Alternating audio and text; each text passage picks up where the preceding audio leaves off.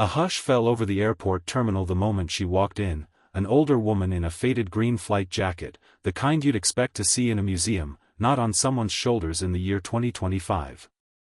The fabric was frayed, the zipper scratched, and the patch on the sleeve so worn that no one could quite make out what it once represented. At first, people just stared. Then the snickering started. A couple of teenagers pointed their phones at her, whispering jokes. A businessman smirked and nudged the woman next to him. They had no idea who she was. No idea what that patch meant. And absolutely no idea how fast the laughter would die when the right pair of eyes saw it. Before the story unfolds, don't forget to subscribe so you never miss these real-life stories that hit harder than any movie scene. She moved slowly, quietly, like someone whose joints had carried too many miles and too many memories. Her name was Margaret Maggie Holt, though almost no one knew that anymore. To most people now, she was just another older traveler with a jacket too heavy for her frame.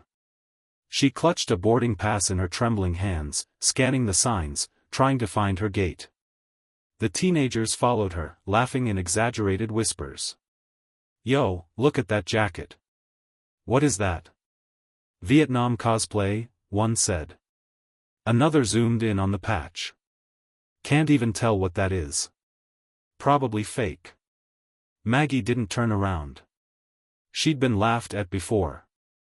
Not like this, but enough to have built a quiet armor around her years ago. Still, every word stung. She kept walking. At the security line, the mocking got louder. Two young women behind her made loud comments about people who refuse to move on from the past. A man in a suit laughed loudly and said, "Hey, maybe she thinks she's special forces or something." Maggie's breathing tightened.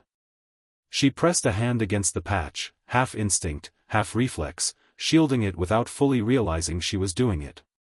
The TSA line stalled, and the crowd piled up behind her.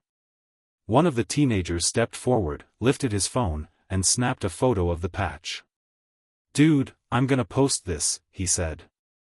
"Watch, people will roast the hell out of her." Maggie finally looked up. Not with anger. Not with indignation. With exhaustion. An exhaustion so deep it looked like resignation. That was the moment a commanding voice cut through the noise. "Son, put the phone down. Now." The teenager froze. Everyone turned. A tall man in uniform, a full army general with stars gleaming on his shoulders, stepped out of the priority line. His eyes weren't on the boy. They were locked on the patch on Maggie's sleeve. His face drained of color, like he'd just seen a ghost materialize in front of him. He walked toward her, slowly at first, then faster, as if drawn by something magnetic. The crowd parted instinctively. The laughter died instantly. Even the airport hum seemed to soften. When he reached her, the general swallowed hard and whispered, "Ma'am, is that the original Night Falcon patch?" Gasps rippled through the people around them. Maggie blinked. "It is," she said softly. "Or, what's left of it." The general straightened his posture like he'd been caught slouching in front of royalty. "Ma'am, that unit doesn't exist anymore. Only 8 members were ever confirmed. And they were classified." More silence. More confusion. The teenagers lowered their phones. Maggie nodded, her voice calm. 7 were confirmed. 1 was never accounted for. The general froze. His eyes widened. "Are you telling me?"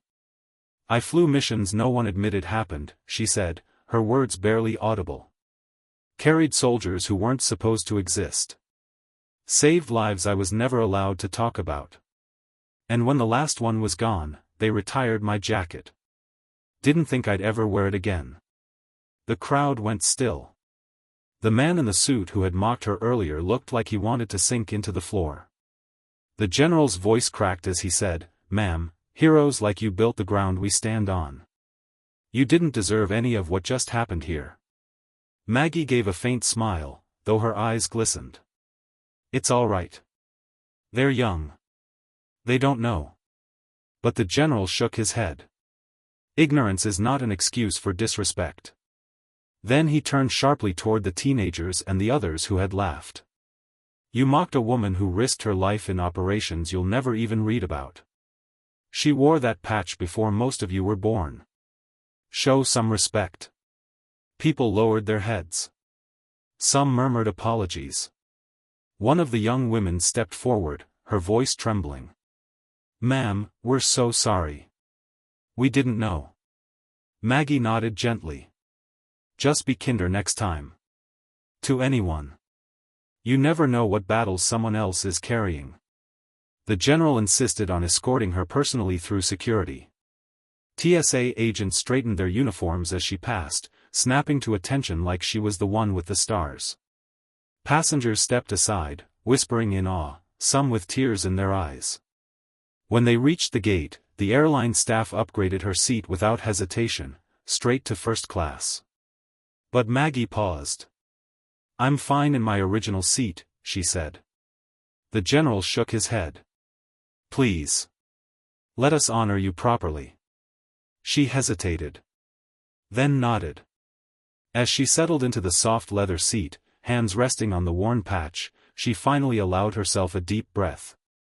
Not because she wanted recognition. Not because she wanted an apology. But because, for the first time in a long time, she felt seen. The general stood by her seat before departure and said one last thing. Ma'am, if the world had more people like you, it'd be a much safer place. Maggie smiled. If the world had more people willing to understand before judging, that'd be enough.